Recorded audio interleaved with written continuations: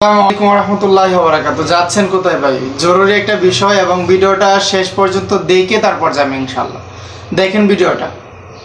ঘরে ঘরে যে কোরআন শরীফ আছে, কোরআন শরীফটা বেদাত, এটা আমার নবীর জামানায় ছিল না।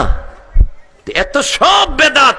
আপনি মাদ্রাসা বানাইছেন, বেদাত। আমার নবীর জামানায় মাদ্রাসা ছিল না।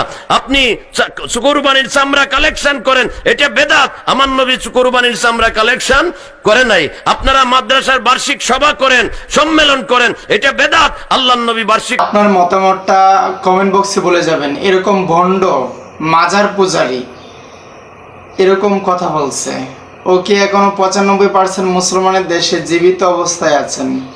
আমরা মুসলমান এখনো ওকে কিছু করি নাই। ও যে মাইক দিয়ে কথা বলতেছে, ওর মাইকও তো নবীর আমলে ছিল না, তাইলে ও বেদাত নিয়ে বসে আছে। ওর মাথায় যে টুপি আছে, ওই টুপি কি নবীর আমলে ছিল? তাহলে ও বেদাত করতেছে। ও যে চেয়ারটায় বসে আছে, নবীর আমলে কিরকম চেয়ার ছিল? তাহলে ও বেদাত করতেছে। ওর যে জুতাগুলো, ও বেদাত করতেছে। আচ্ছা, ও কি নবীজির আমলে জন্মেছিল নাকি? তাহলে ওর শরীরটা পুরোটাই বেদাত। আরেকটা লোক, এরকম ভণ্ড লোক বলতেছে যেই ঘরে কোরআন শরীফ থাকে সেই ঘরে নাকি বেদাত।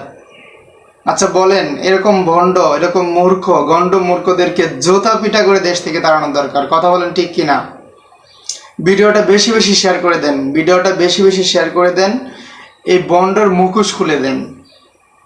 ওরকম ভণ্ড বাংলাদেশে আর যেন দ্বিতীয়বার পয়দা না হয়। সবাই ভিডিওটা শেয়ার করে দিয়ে মানুষকে সহযোগিতা করেন। এরকম ভণ্ড মানুষদের প্রতি যেন আকর্ষণ না হয়। ওরকম ভণ্ডদেরকে জুতা পিটা করতে করতে দেশ থেকে তাড়ানোর দরকার। কথা বলেন ঠিক কিনা? ভিডিওটা বেশি বেশি শেয়ার করে দেন।